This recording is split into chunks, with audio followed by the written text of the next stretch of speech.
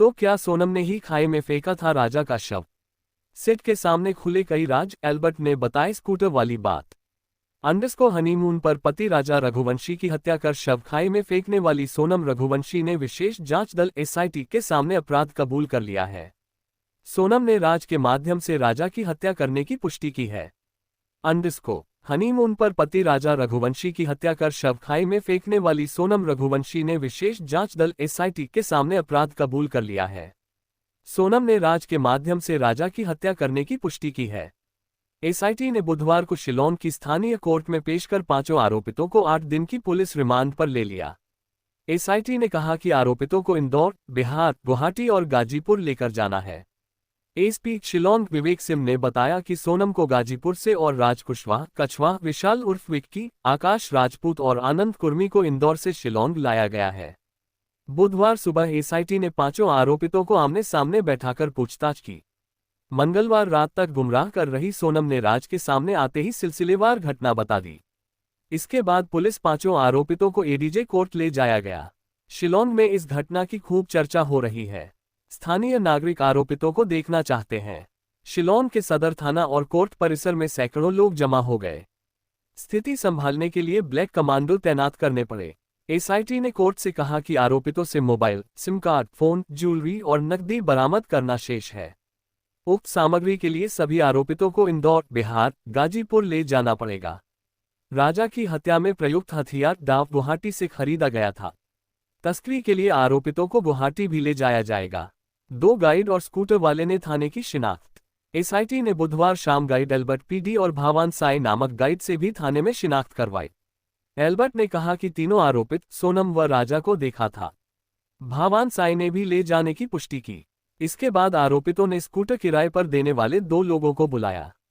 एक ने राजा और दूसरे ने आरोपितों को स्कूटर देना स्वीकारा। राजा की मां से मिला सोनम का भाई गोविंद।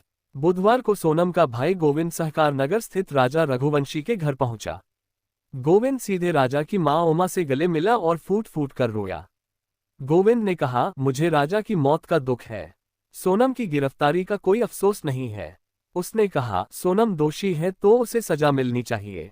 राज और सोनम के प्रेम प्रसंग पर उसने कहा, मुझे इस बारे में कोई पता नहीं था। वह हमेशा दीदी ही बोलता था। 3 साल से वह सोनम से राखी बंधवा रहा था। मेरे पास बैठाकर सोनम ने राखी बांधी है। उसने ये भी कहा, इस परिवार ने एक बेटा खोया है। इसकी कभी भरपाई नहीं होगी। मैंने उनसे माफी मांगी। राजा मेरा प्रिय था। उसने कहा कि सोनम बहुत झूठी है। जब मैं गाजीपुर उपरक में मिला तो वह बोली कि इन लोगों ने राजा को मार डाला। मेरे साथ भी मारपीट की। मुझे बेहोश कर पटक कर भाग गए। मैंने उससे कहा कि राज, विशाल पकड़े जा चुके हैं, अब तो सच बता दें। मगर सोनम झूठ बोलती रही। मैं समझ गया कि वह गुनाहगार है। वह हम सबको गुमराह कर रही है। राजा ने जितेंद्र रघुवंशी के बारे में सफाई देते हुए कहा, वह मौसी का बेटा है। मेरी फर्म पर काम करता है।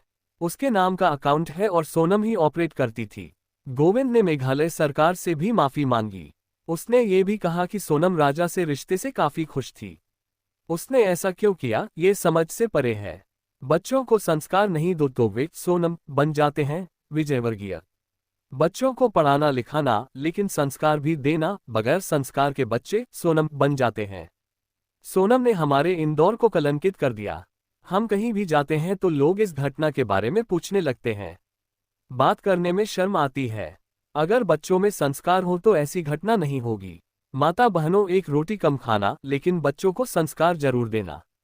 ये बात कैबिनेट मंत्री कैलाश विजयवर्गीय ने इंदौर विधानसभा क्षेत्र 1 में आयोजित एक कार्यक्रम में कही।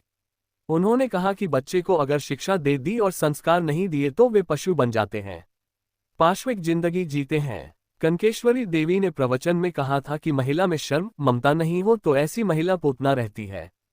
विजयवर्गीय ने महिलाओं से अपील की कि बच्चों को नशे से बचाएं। उन्होंने कहा कि राजा रघुवंशी हत्याकांड में सोनम के साथ जो लड़के पकड़े गए हैं, वे नशा करने वाले हैं। उन्होंने नशे में वार